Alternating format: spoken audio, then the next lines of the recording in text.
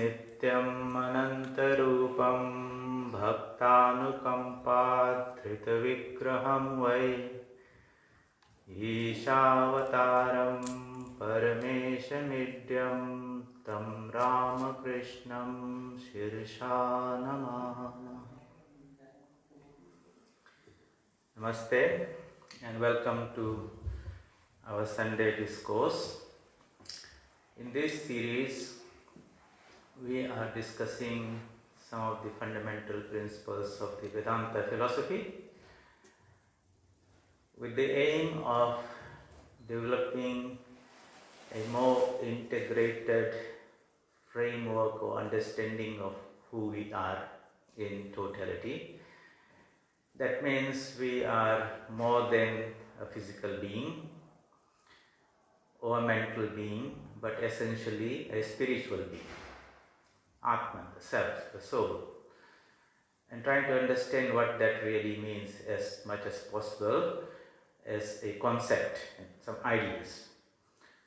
And with that expanded framework of who we are and what the world is, how we can integrate that knowledge of that Atman into our everyday life so that we are nourished with that knowledge and that wisdom, and out of that we become stronger to face our everyday life. So it's not about a philosophy of some being who is there out, whom we call God, someplace, Vaikuntha or something like that, and we will pray to him and realize him when we die, or if we realize that principle of truth here, then we become something totally disconnected from this world. No, it is here and now in one sense, but we are not aware of it totally. And this particular knowledge of Vedanta gives us that proper understanding of how that spiritual truth or the principle of the Atman of the soul is really the fundamental essence of what we really are. And having that knowledge, we go to the next stage of applying or realizing that through a series of practices called sadhana, so that we experience that truth. It's not only some ideas in the head that we can talk about and discuss. It's not just about like talking about honey, but tasting the honey, so to say, digesting it, feeling the strength out of it. Likewise, these spiritual truths that we get from the Gita and the Upanishads and teachings of those who were realized souls, who became strong because of that knowledge of the Atman, became fearless, who conquered death and life also. How we can benefit from that knowledge by practicing those spiritual disciplines in our everyday life, and those truths should make us strong here and now. That is the important thing. It is a practical science. It's not some theoretical science. Like in science, we've got theoretical science and we theoretical physicists, and we've got guys who really do the experiment and create technology that we use. So this is like a technology, so to say. Science, when it's transformed into some application, becomes a technology. So this knowledge that we have of the soul, the Atman, or the higher dimension of what we are, can become integrated or transformed into a technology that will strengthen us and give us that power to have greater control of our everyday life. Just like a phone is a technology based on some science, but they've created a gadget by which we can communicate to people across the world and see something happening instantaneously. So likewise, this internal technology of the science of man himself can empower us so that we are stronger to face and do our everyday lives better. So what do we expect out of Vedanta, so to say? Swami Vivekananda says, look, if you are a Vedantin, a practicing Vedantin, you will have access to that knowledge. What will that knowledge do? Knowledge is that Or what's the definition of knowledge?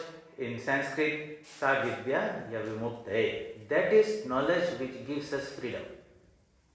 Okay, beautiful definition. So if we have knowledge about agriculture, it gives us freedom over hunger. If you have the knowledge of building construction, then it gives you freedom from the exposure of the extremes of the weather condition. If you have knowledge about the functioning of the body, then you can cure the body. If you have knowledge about a disease, then you can cure the disease. So it gives you freedom. What is the disease that we suffer from? We all suffer from the spiritual ignorance of what we are. And spiritual knowledge is that which will free us from this ignorance by bringing in the light of the true self. So that more light, greater strength is what we should feel in our everyday life if we are becoming or practicing spirituality. If you eat food, you do exercises, you feel the muscles inside you, you can do things nicely. If you develop your intellectual muscles through education, so to say, then that knowledge helps you to manage your everyday life better. Likewise, if you do spiritual disciplines and exercises, that develops within us that spiritual muscles by which we are more integrated with the source of everything that's within us. So Swami Vivekananda says this knowledge of Vedanta, what it will do is it will remove the fear that we have around everything, because we see things in ignorance. Ignorance is the cause of all misery. And when you bring in the light of spiritual knowledge, just like in the dark somebody might be afraid of things in the dark, but when you switch on the light and you see everything in its proper place, then the fear automatically disappears. Or if you are walking in the dusk and you see something there, you think there's a snake there, and immediately you pull back and you're afraid of the snake, but somebody shines a torch and you say it's not a snake but just a piece of rope. In a moment, the idea of the snake is removed by the experience of the rope, the fear of the snake disappears and you are alright. Likewise, whole life is fraught with fear. Okay, in this beautiful poem by Bhartihari, 100 verses on Vairagya, and he lists everything in this world that we are attached to in one way or the other, and he says, look, where there is health, there is fear of disease, where there is life, there is fear of death, where there is gain, there is a fear of losing it, where there is name and fame, then there is a fear of losing your reputation, when you have money, you are afraid of thieves. Everything is fraught with fear. Sarvam vastu bhayanvitam vairagyam eva abhayam. Abhayam means fearlessness. We want to be free from all fear. And what will give you that fear? Vairagya, renunciation.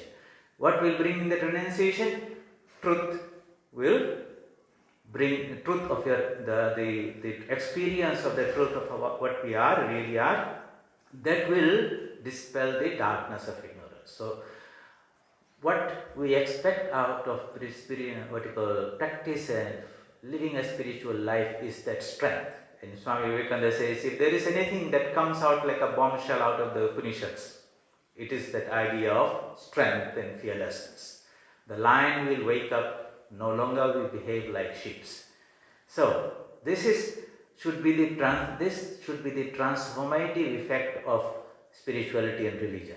It does not mean that forever you are afraid of some being out there shaking and shivering and praying and doing things out of fear.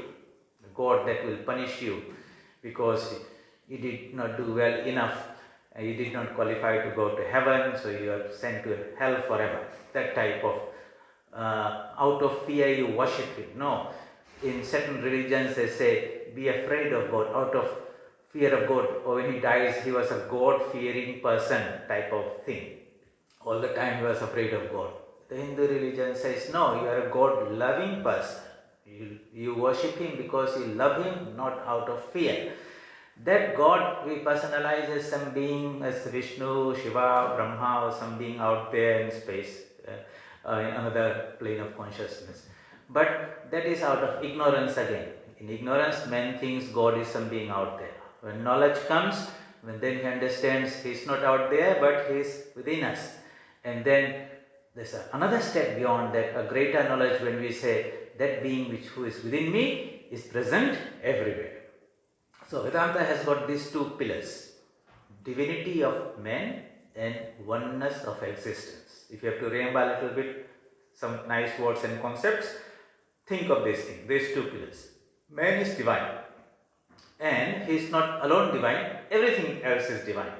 Okay, so on the surface he is a human being, and on the surface, because he is part of this nature which is differentiated. Prakriti means that which has become differentiated. So outside we are brown or black or white, male or female, tall, short, young, old, all those things will be there. But that's superficial. Scratch it, look deep inside, and you see these are only the externals. Inside, man is a mind, behind the mind is an intellect, behind the intellect everyone has an ego, and behind that there is an ocean of consciousness which is undifferentiated. So the analogy is, we go back to that again and again. It's like an ocean, there are so many waves, and the waves are all different. Okay, because this is in the Indian Ocean and the Pacific Ocean, and this, all those are terminologies we have created it. The ocean doesn't say I am Indian Ocean, he says I am only ocean. And on top of that, there are different types of waves are there. You are one wave and I am another wave. But all the waves contain the same water. And behind all the waves is the same ocean. So this idea of oneness behind the many, that is a higher truth. In ignorance, what does ignorance mean? Is seeing something externally. Knowledge is trying to see that oneness behind the many. And Vedanta is about trying to bring in that truth of the oneness behind many. And the more we understand that and apply that in our everyday life, the more spiritual we are. So, two ideas are there. Divinity of man. Man is not only the body or the mind or the ego, but he is a living conscious principle. Eternal and immortal. Eternal means it's beyond time. Immortal, it doesn't die. It was never born. It is infinite knowledge, not little bit of knowledge that we get through our sense experience and learn through books and your universities. Knowing many things is not knowledge. Knowing many things is ignorance. Sri Ramakrishna says, to know many things is ignorance, to know the one thing is knowledge. It's so much different from how we define a knowledgeable person who knows many facts, has so many degrees and PhDs, and he's a very knowledgeable person. But if you ask him, who are you, where did you come from, where are you going, what's the meaning and purpose of life, he says, oh, those things I don't know, but I know many things about the world and stars and planets and cosmology. So this is all part of Maya, differentiated knowledge. That doesn't really help us. It's like putting many zeros one after the other, the value still remains zero. You have to put the one first and then it becomes 10, 100,000. That's self-knowledge, who we are. That is the real thing. After that, you can add as many zeros and it will keep on increasing in value. So those are the questions we have to answer. So when the sages dive deep within themselves, they didn't have microscopes and telescopes, they transformed this whole body and mind itself into an instrument, increased its power of magnification, so to say, dive deep inside them, and they said, behind the body, or finer than the body is a mind, behind the mind is an intelligence, intellect, behind that is a sense of ego, and behind that is something which they use the word Atman or soul or self. And that Atman, here and now, because it's present in all of us, it's not something outside there that we will get. No, we are that all the time, but we have covered that with this idea that we are a body mind, and the Atman idea has become somewhere deep down, it's there. So they said that is the higher truth. Integrate that. That means always remind yourself that this identity, the biodata and CV, is not what we really are. It's only a mask. Behind that is the real thing. And that Atman is infinitely beautiful, infinitely pure, infinite knowledge, omniscient, all-knowing, omnipotent. Infinite power is there, infinite goodness. That is my true nature. We have to meditate on that idea, contemplate on it, think about it, drive it deep inside into our psyche, so to say, because the other idea that we are body, we are born, this is growing, becoming old, and on top of that, these various other layers, Indian or Fijian or Englishman or Australian, and young or old or male or female, these are all the things that have covered that Atman nature. The wave has covered the ocean, so to say. From outside we are seeing so many waves only. We are not seeing the ocean. We want to go deep into the real nature of who I am and what's the nature of the world, and then bring that knowledge into our everyday experience. That is called spiritual life. It is not some philosophy, it's how we apply that knowledge. It's an applied science.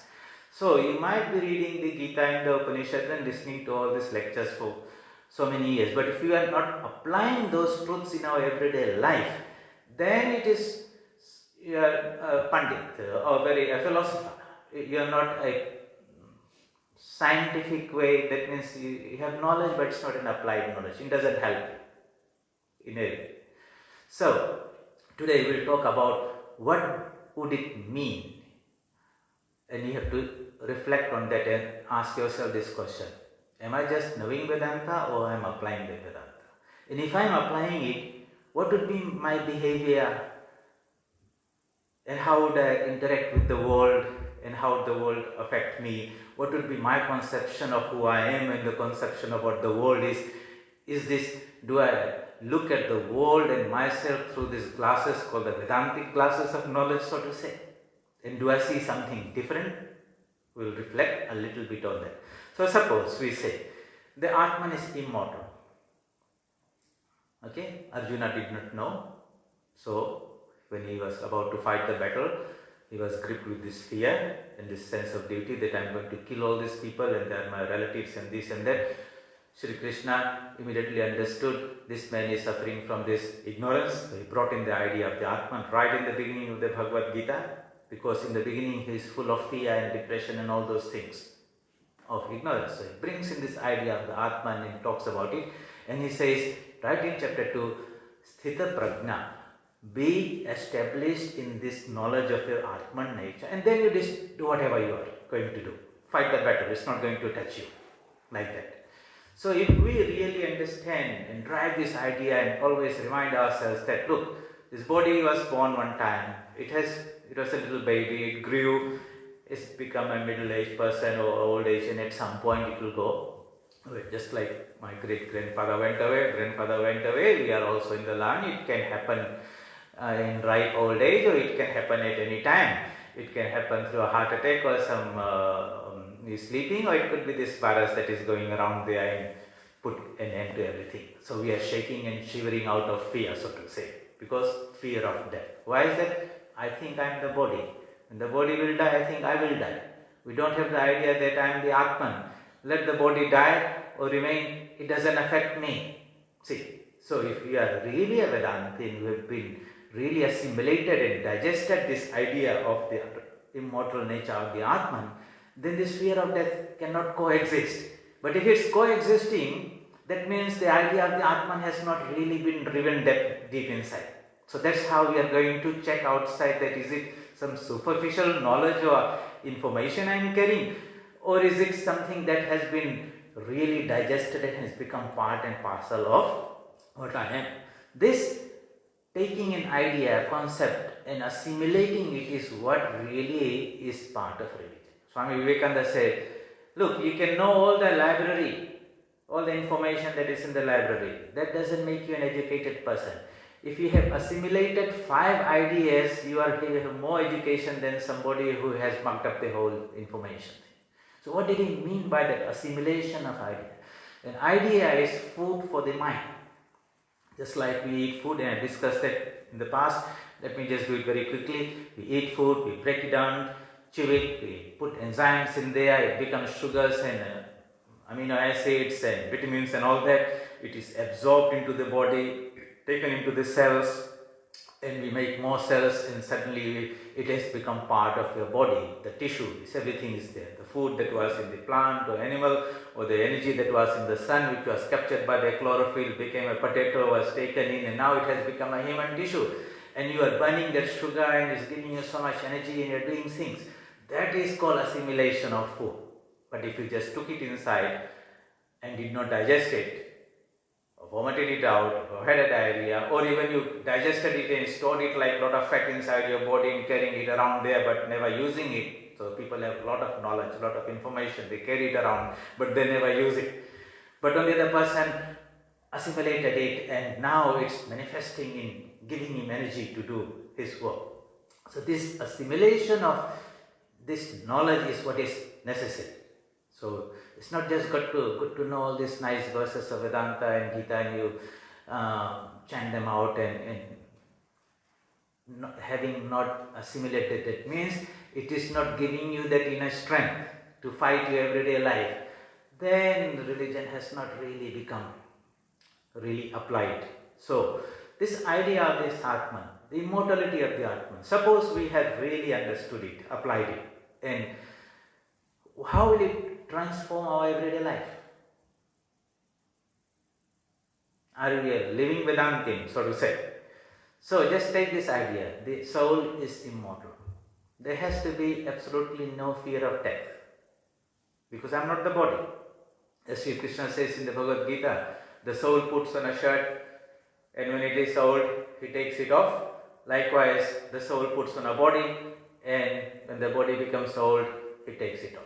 You don't lose too much worry when you say, this morning my old shirt is there, I have to take it off and I am crying and I have lost the shirt that I am dead type of thing. You say, this is just a piece of garment that I am wearing and now it's time to change it. Likewise, a person who is embedded in that idea of the Atman says, okay, this body has become old, it's going to go, I will put another one. But the idea is I don't want to be any body, because all the bodies are just limiting the inner knowledge. I want to be a nobody. The Atman doesn't have a body. Okay, but everybody wants to be somebody. So this idea of the Atman, when we drive deep inside there, gives us that strength and fearlessness that empowers us to face even death. That's a wonderful thing, isn't it? Because you see, 99% of our time and energy is directed towards this fight against death. What are we running after all the time? We run, so much of our time goes in procuring food. Okay, we go to office, we work so that the 3 meals, I don't die out of starvation, isn't it? So much effort is there. Agriculture, processing of food, supermarket, shopping, transportation. Think about the time, amount of energy mankind puts to make sure that there is food all the time. Then this fear of death of diseases, the whole science of medicines and doctors and nurses and hospitals and all those things are there so that these diseases do not kill us. Why? Fear of death again is there. Extremes of climate, cold and heat and all those things, so you have to build a house and be comfortable and all those type of things. So this is so much fear comes because of that idea. That doesn't mean that we have to go and say, I'm not going to eat food, I'm not going to have medicine things, but we should not be obsessed by them. There's more to life than fighting this battle because this is going to go. The purpose of life is to be totally free from these embodiments, because if we come here, we are subject to hunger and disease and old age and death. Janma, Mrityu, Jara, Vyadhi. And that defect is all there. We want to get out of it. So the method is, the means would be when we realize our Atman nature, then we become free from death. We have 2 components inside. One is the immortal Atman, which we are here and now, and covered on top of that is the mortal body-mind complex. We have become identified with this body-mind complex, and when this body-mind complex is dying, we think we are dead. We are not identified with the Atman nature. If we were doing that, which is a Buddha and a Christ and a realized soul has become anchored in that, then he says, you can take away all these bodies. It doesn't matter. I am the deathless one. Nothing can touch me. I am untouchable. Real untouchability is that you are the Atman. Nothing can touch you. Life cannot touch you, death cannot touch you, fear cannot touch you, disease cannot touch you, hunger cannot touch you, nothing can touch you. That is freedom. That means nothing can affect us. So that is there in us potentially. How do we have that experience? And the moment we have that experience, we become free from all these changes that are going to happen. So, this idea of this Atman, its immortal nature, should be driven in every time fear tries to enter into you in some way. For example, this particular virus is going and everyone is shaking and shivering and hiding in some place, the other thinking this virus is going to kill me. The virus is not even a living thing. It's only some protein or something like that that replicates. It's not like some external extraterrestrial has come onto the world and is trying to fight somebody with the intention of killing us. The virus doesn't even think, it doesn't even have a brain, it just is. It's that how we react to that virus when it enters into us and we release all these cytokines and everything, and that overreaction really sort of kills us. That's what this virology in science is saying. So, likewise, things are there, but it's our reaction to that can create that fear. And that fear comes out of ignorance. So, that is one aspect of the Atman nature, the immortal nature of the Atman. Every time when we pray, we have tried to assert that idea of our true identity, that this is my true nature. I am the eternal, immortal Atman. And the moment that idea comes, the opposite contradictory idea of death and all those things should automatically fall away. You're no longer shaking and shivering so badly, so to say. Little bit of fear will be there because it doesn't go away immediately, but totally it is not troubling you so much. You see, Sri Ramakrishna says in the daytime, because the birds are coming and eating the things in the field, somebody put a scarecrow. They make a human type of thing in the field to scare away animals and all those things. So some farmer had put something like that. That evening, 2-3 friends were going past, and suddenly there was something standing there, and they thought this is a ghost or something. One of them screamed and wanted to run away, shaking and shivering. My God, what is there? Type of thing. The other one said, it shone his torch in there. He said, hey, look at that. It's not a person, just a scarecrow only. So, when that ignorance of the true nature of the thing was there, this person had superimposed an idea of a ghost and was shaking and shivering. When the light of torch revealed the true nature of the thing, then the ghost automatically disappeared and the fear of the ghost also disappeared. Such is the situation. In ignorance, we see so many things, experience so many things. They are not what they really are. So when the light of knowledge falls on that, then that dispels the ignorance, and along with that, fear also disappears. So what is this scarecrow that we are seeing? This ghost. This ghost is this human body and mind. We are not seeing the real thing. We are the Atman, but on that we have superimposed our identity made out of these 5 elements. Not one ghost, 5 ghosts, Panchabhutas. They say, okay, there's a joke there. But this body is made of material things, or the mental component is there, or the ego is there, but behind that is the Atman nature. The more we assert the Atman nature, or bring out the knowledge of the torch and shine it on the thing, the ignorance disappears and the truth shines. So that is one way. How do you test? Wherever fear comes in any form, remind yourself of your true nature. Know the truth, and the truth shall set thee free. That's the power of truth.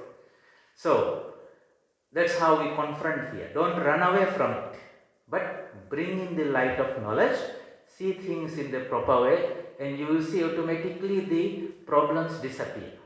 Alright, sometimes you want to run away from problems. You can run away from this virus forever, or you can confront it and know what it is.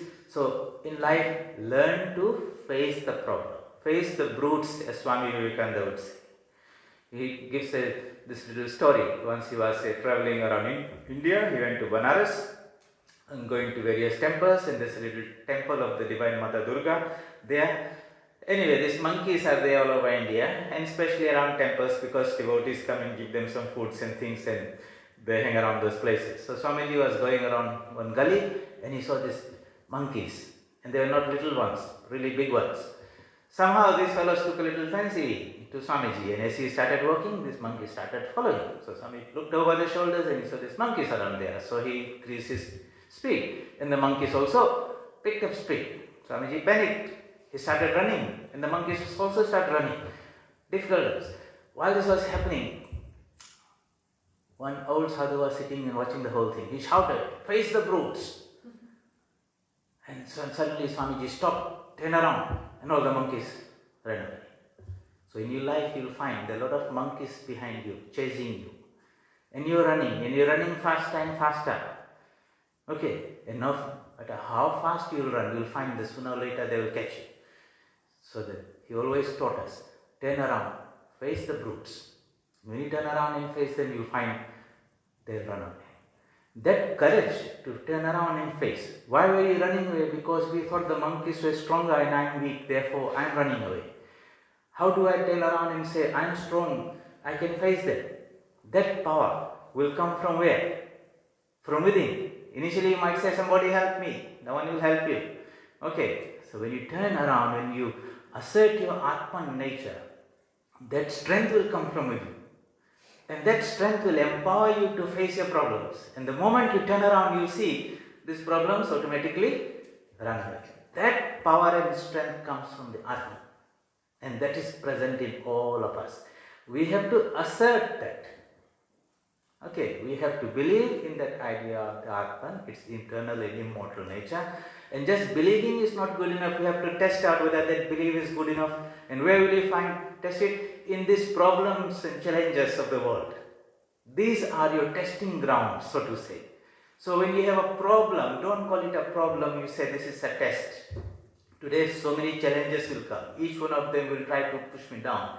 And each one is an opportunity for me to see how well I am empowered by my knowledge of my Atman, and I am going to try and apply that, and let me see if they fall off or not. Run away. And you will find that you are surprised, maybe it happens. And you feel good. Wow, this is very nice. I don't have to go and scream and run away. And the moment more I assert my nature, the problems begin to fall away, run away. And that type of conviction and strength comes from within you. I can solve all my problems. I don't have to depend on that. If Vedanta is giving you this inner strength, then it is working for you. Then that ideas of Vedanta have been assimilated. But if you are forever shaking and shivering and falling here and there and begging and crying and all those type of things, that means you have maybe eaten the food, it has not been digested, has not been assimilated. So when you listen to these talks, listen to the teachings of read from the scriptures, you have to sit down and chew the cud. Shravan, Manan, Nididhyasa. Listening, going and thinking about it, meditating on it, assimilating it, and that energy and strength you should begin to feel from within. That will empower you to do your everyday life. Otherwise, what's the point of all this religion and all those things? If it cannot help you face a religion that cannot help you face your everyday problems here, forget about giving you something in heaven, Swami Vivekananda says. Isn't it? It should take care of me here and hereafter both. And this Atman power, this idea of the self, its eternal immortal nature, should awaken that lion that's inside of us.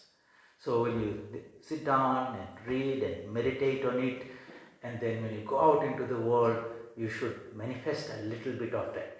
And then you will feel good. Wow, that reading the Bhagavad Gita has been really empowering for me. Self-empowerment, not somebody else empowering me.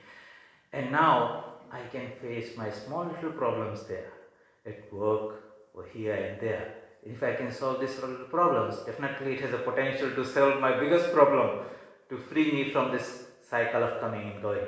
That is also possible with that self-knowledge. The other qualities of this Atman is the essence of all beauty and love and attraction, because it's that oneness. The beauty that we see outside is only a reflection of the beauty of the Atman percolating through things.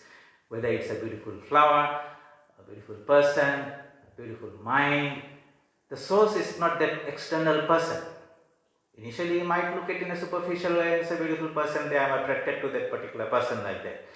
But really, it is not, if you think a little deeper, it's not the person but something inside that person that is the source of attraction. You apply it to a person loves his wife or vice versa. And or child or whatever is there. Now and that person says, and feels that emotional pull and love and affection. But if that person dies, the body is still there. Do you still feel that same attraction for that? No. Something was there, but it's not there anymore. In its absence, the pull and attraction also has disappeared, isn't it? So what was that? If we didn't have that insight, then we will cry and say. But if we had the insight, then as the sages in the Upanishad said, the husband loves the wife not for the sake of the wife, but for the sake of the Atman that is inside the wife. That attraction and the beauties of the Atman that is shining through this person. And that Atman is present in everything. That self is the beautiful thing. The beauty is inside me. Beauty is in the eye of the beholder, as they say. The Atman inside me is the source of beauty. I project it out, it bounces back and comes to me, and I think that thing is beautiful. Think about it. Just like the sun. It's shining its light in all directions. Does it see its own light? Can you see light? No. So, if I take a torchlight, I point it up in the sky and ask you whether it's on or off. Can you tell is it on or off? You can say. But if you say, can you point it to the wall? And that light will then go there and bounce back and come back to you and say, the torchlight is on.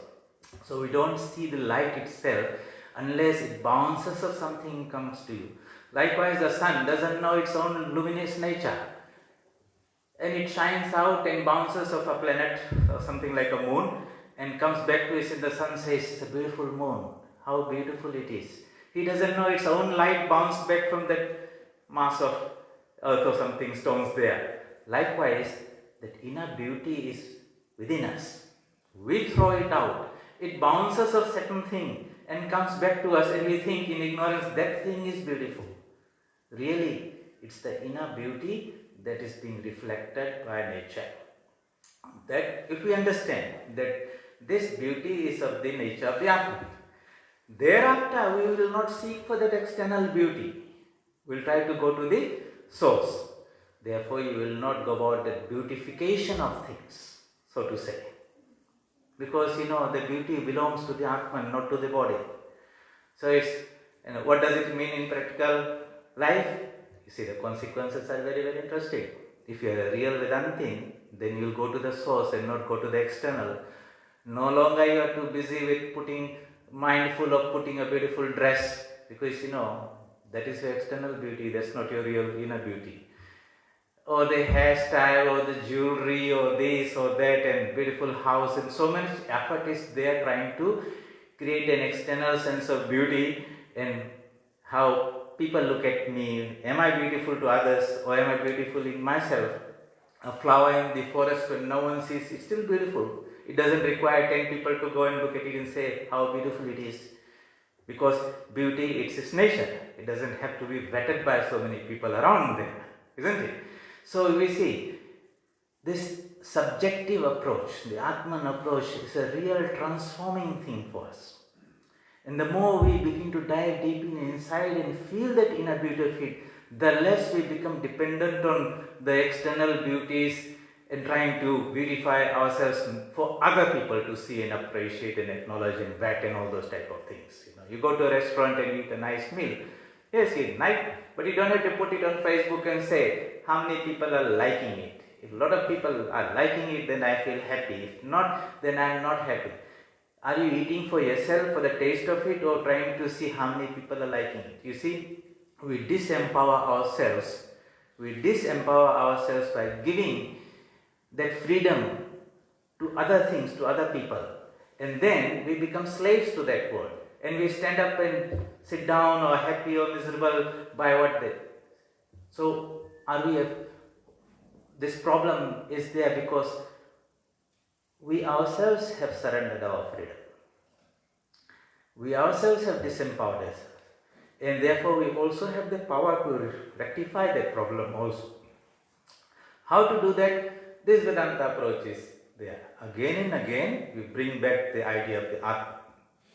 Nothing external, all internal. Self-empowerment, capital S. Empowerment by the awakening of the Atman nature. Swamiji says, teach yourself, Swami Vivekananda says, teach yourself, teach everyone your real nature. Call upon the sleeping soul and see how it awakens. Power will come, glory will come, goodness will come, purity will come, and everything that is excellent will come when the sleeping soul is roused to self-conscious activity.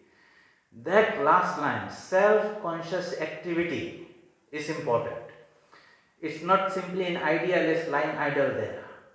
You are active but grounded on that idea of the Atman nature. No longer you are a miserable little being. I am that eternal immortal being, the nature of infinite knowledge, infinite beauty, purity, goodness. I'm manifesting a little bit now. I'll manifest a little bit more. Ultimately, I'll manifest it infinitely. But no one can ever take that. That is my divine birthright here and now. Somehow it has gone covered under the darkness of ignorance. My job is to remove that ignorance and the light will shine out. The sun is there all the time. Some clouds have come, it's hiding there. But clouds can never do any permanent change to that. It's just blocking the view. Let the wind come and the sun will shine. This darkness of ignorance has somehow covered the light of the sun. It has not extinguished the sun. Okay, it has just blocked the path, that's all.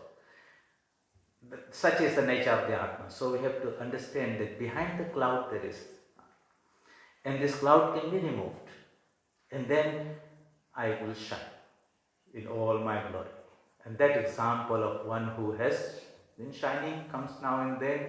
These are the great spiritual teachers, the Buddhas, the Christ, the Ramakrishna, Rama, Krishna, and all these divine beings are there. They are also human beings, but in them all that ignorance had disappeared. They were enlightened. The light was shining. Even represented with a little bit of halo around the head, symbolic that light of knowledge is shining. Established in that, they wrote some teachings and inspired mankind over centuries and centuries. Such is the power of the Atman when it awakens. And it's potentially present in every one of us. Behind every wave is that infinite ocean. None is weak, Swamiji says. Everyone is infinite. Infinite power of the Atman, omniscient. That is what we are. Again and again and again we have to hammer in this truth of our true nature. Then you will see from within, the drooping shoulders will lift us and say, I have the power within me to solve my problems. I don't have to go and beg to somebody, say, can you please help me? No one can help me. Not even God falling down and shaking and shivering, please help me. Yes, that attitude of surrendering and calling really awakens the God within, and we think the God outside has solved my problem. The inner God is waking up. Okay, we have to wake that Atman nature. That is the only thing that will save us, here and hereafter. No amount of begging and this thing. Even when you come to the temple and you feel there's a God and I'll pray to Him. That is there because you can't see yourself as it is, so you put a mirror, there's a statue and the image is there in which but the God is inside us. In the beginning you require that support, little bit of help to see, but ultimately the one that we are praying for and the one who will answer your prayers is that Atman within you. Again and again we have to drive that idea. That is the only saving power, whether it's your financial problem, social problem, economic problem, emotional problem, mental problem, spiritual problem. And if we are not going in that direction and seeking our strength from there, then no matter how much you try, every effort will end up in a failure because it's not established in the truth. That is what Vedanta is all about. It's not about anything else. It's a very positive, beautiful idea, isn't it? So empowering, so uplifting. But you should eat the food, digest it, assimilate it, and feel that energy waking up. So whenever you have a little problem, don't say it's a problem. It's a challenge. I have that. Assert your true nature. Within me is that infinite Atman power. I might know it, I might not know it, but it's a wonderful idea. Let me try and apply it. Let me turn around and face the brutes. Let me not be a slave to the outside world. This slavery thing is a wonderful thing. Slavery to society, slavery to people, slavery to the bosses, slavery to this and that and everything where you get, wherever you're a slave, you get whacked. Okay, in the beginning it might be nice, a little bit of cosmetic, just before giving you injection, they give you a little bit of spirit, and then the injection comes. Likewise, you'll find that in life, some good feeling in this and there, and then the whole life of things are happening. So, we cover it nicely, beautifully, this is my duty, this is my responsibility, and all those things. But a slave is a slave. How do we give up this slavery? Slavery to this body. Slavery to my... See, the one is the external slavery to society and all those things. You do things. Slavery means you are forced to do things which you don't like, but still you do it. You have no choice, type of thing. And then there is the slavery to our internal things, slavery to our habits, slavery to our opinions and views and all things. We get conditioned in there. All that has to be removed. Only then you will become free. Freedom and slavery don't go together. So how will you remove that dependence and slavery? Again, how do you remove the darkness? By bringing in the light.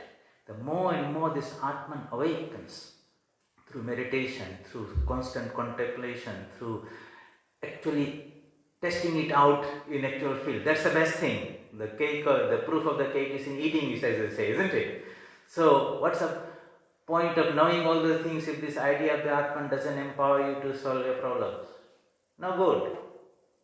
But yes, I applied it in a situation and I felt good and I solved my problem, then that Atman is waking up. Okay, so the world is a gymnasium, Swami Vivekananda says, where we come to do exercises to make ourselves spiritually strong. Wonderful definition. Remember that it's a gymnasium. In the gymnasium, you don't go and have a nice time just like you go to a hotel or some resort or something where you have nice food and laze around and relax and all those things. In the gymnasium, you are going to do so many exercises, and by the time you finish there, sincerely, it's all paining and aching and all stiff and all those things are there. But you go there next day again, and no one is forcing you to go there also. You go yourself there. Why? You didn't go there to have a good time. You know that doing those exercises will make you stronger and you're really after that strength. So have this attitude that this world is a gymnasium where we have come. And the utility and purpose of this life and all these challenges and problems of all types that will come are exercises for us to do so that the inner Atman nature will wake up. The muscles are there, but if you don't exercise, they will not show up. So the strength has to manifest, but exercises are there. And if somebody can, of course, you can go and do an exercise in the gym yourself, but you might get an instructor who knows the whole science of doing exercises, and he can set up a little program and tell you to do in this way. So in the spiritual field also, there are teachers who know the science of it and who will say, do these disciplines in this way. Whether you understand or not, what muscles are there and how many kgs and all those things, you just simply do and the muscles begin to come out. Likewise, the spiritual disciplines are there. The teachers will say, repeat this mantra or do this meditation. Yes, you can go into the nitty-gritty and try to find out the science of it. Or you might just do it. The results will be the same. Whether when you eat the food, how much carbohydrate and vitamins and proteins and all those things are there, you can do your analysis and how many calories and all those things. Now people do so much of it. Or you can just eat the food. Either way, if you can digest it, you will feel the strength coming out of it. So sometimes some intellectual knowledge and all that is useful. It gives you a little bit more conviction and motive to eat healthy food and all those type of things. But if you have that simple faith in the people who guide you, that will still have solve your problems. When you fall sick, you go to the doctor, he gives you some medicine. You don't sit and say, can you please tell me what's the chemical composition of this and how does it work in the body and this and that. The doctor says, don't worry about it, we don't have the time to understand. Take the medicine, get well. Afterwards, if you want to know, I will come and teach you. Likewise, we are sick, we are deprived of that energy. Take the pills of Vedanta, feel that strength coming. Afterwards, we can look deeply into it. So, understanding it is one thing. Applying it in our everyday life is the real purpose. Take these wonderful principles of Vedanta. Today we took up this idea of the immortal nature of Atma. And you have to meditate on that, contemplate it, put it into practice. Only then it is good. So hereafter, when any form of fear comes, and you remind yourself at that instant, sitting in your home at work or something, no. This I'm feeling sad or unhappy, or I don't know, or whatever is there, because I have not accepted my Atman nature really.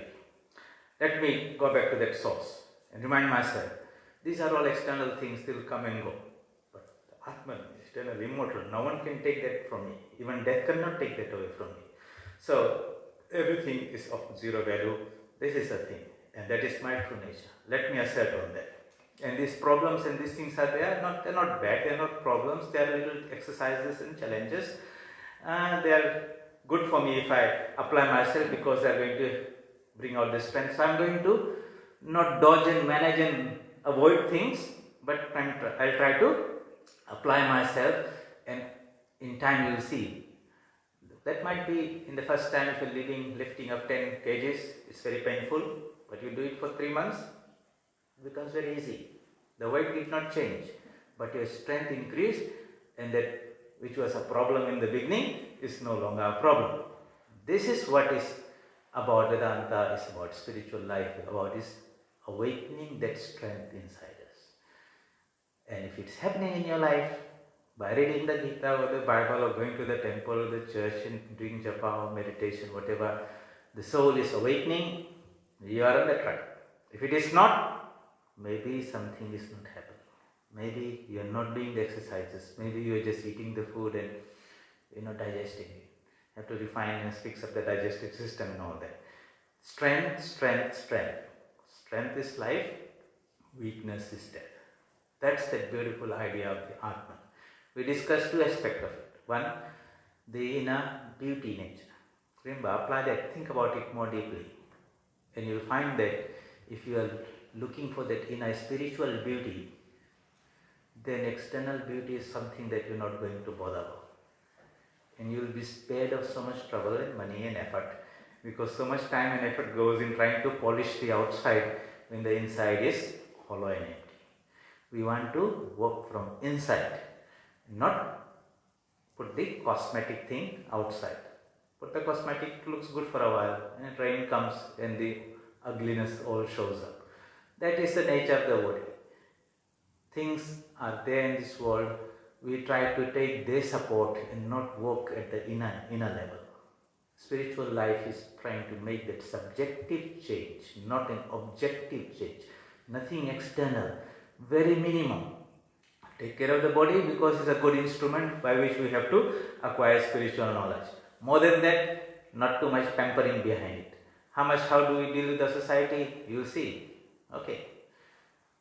Think about it, how much time we try to give to please others, so to say, to create a good impression, to be liked by others.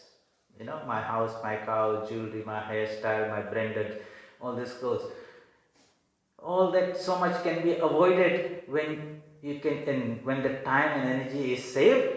That time and energy can be invested in that inner culture and spiritual life. And you'll find you will have a greater degree of contentment and strength and joy. What the world cares, who says, who cares? This world is very, very trivial. Today it sees you, tomorrow it doesn't know you. And we foolishly invest so much time trying to please others. So this is about self-empowerment. Taking that we have given the power to the society, the world, I am going to take it back and self-empower myself. Thereafter, I don't really care what the world says. I'm not going to do any harm to that, but that slavishness and slavery to the world, that has to be cut down. That itself is self-empowering, isn't it? And the power must come from within. The couple of other ideas that we'll talk about, the Atman nature, if the Atman is full of bliss, then what does it mean? Where should I seek for happiness? If the Atman is full of knowledge within, then where should I seek for knowledge? Outside. Definitely I am not going to find it there. If the Atman is pure, absolutely pure, that cannot be made impure in any way, then should I seek for external purity or internal purity? And as we have the direction right, in going to the source, so to say, you feel that Atman becomes very, very happy. And it's happy, it smiles, and it smiles from within. And that joy that you will feel, that contentment you'll feel, that peace you'll feel, that serenity and tranquility that you'll feel, comes from deep within you. And your eyes and your attention changes in that direction. That is the awakening. And when it's shining in all its glory, that is the Buddha, that's the Christ. They are the examples, and we worship them because in them we see this Atman shining in all its glory, attracting us. That's why we are attracted to them. Not that person, but that Atman is inside me and is seeing a reflection in it. It's a very good mirror. Okay, this pure soul is a very good mirror in which I see. So I want to be like that. That's my chosen ideal. I want to be like that. Ishta Devata. That means the Devata is inside here, but I'm seeing a good example, and I say I can become like that. We do it all the time.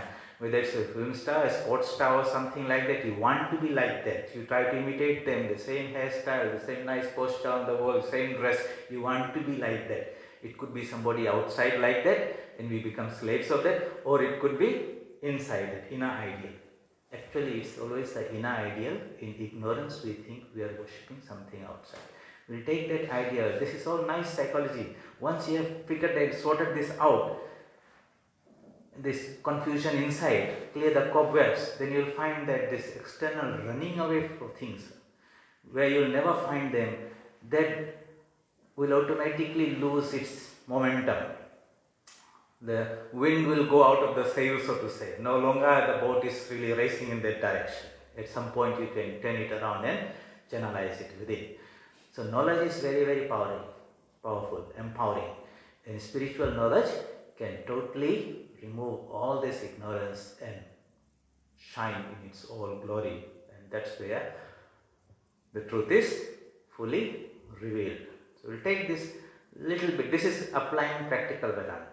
Swami Vivekananda said, this teaching of Vedanta should make a student a better student, a fisherman a better fisherman, a farmer a better farmer, a doctor a better doctor. It's not about something out there. It should help us in our everyday life, every instant, because we are doing anything and everything here and now because of that power of the Atman from within. It's shining in small quantity. We want to purify this body and mind so that it shines in greater degree. And sadhana is those spiritual disciplines by which we get that greater purity of body and mind and become aware of that inner power that's within us. God is inside there, heaven is there, everything is there. Blessed are the pure in heart, for they shall see God. The kingdom of heaven is within, it's not someplace somewhere else. Nirvana, mukti, freedom, everything is our true higher self. Ignorance has blocked it. We will bring in the light of knowledge to remove that ignorance and let the light shine. What is the nature of this ignorance? We'll discuss. This is called the idea of Maya. Okay, we'll discuss that in 1 or 2 lectures later on. But the gist of today's talk is, whatever you're seeking for, it's within. Dwell on the nature of the Atman. The more you think about it, the more you meditate with it, the more the mind will become colored by it, and let it not only be some ideas, but let it come out in thought, word and deed. Make it go all the way.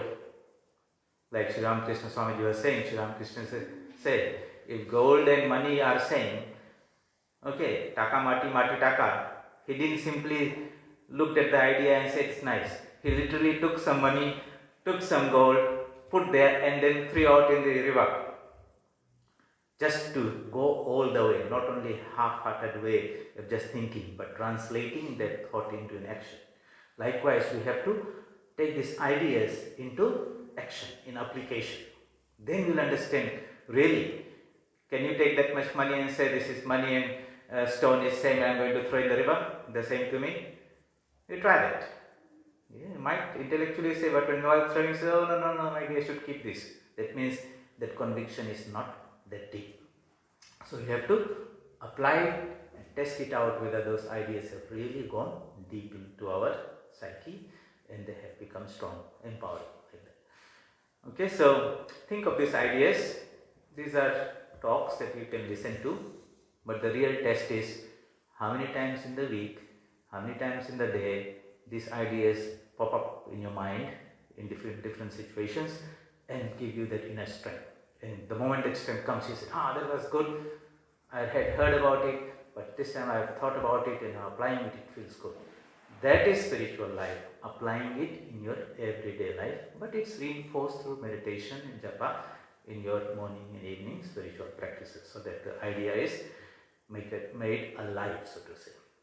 I'll think and read more about it and discuss more about it later. Om Asato Ma Satgamaya Tamaso Ma Jyotirgamaya Mrityorma Amritam Gamaya. Om Shanti Shanti Shanti. Hari Om Tat Sat. Shri Ramakrishna Arpanamastu.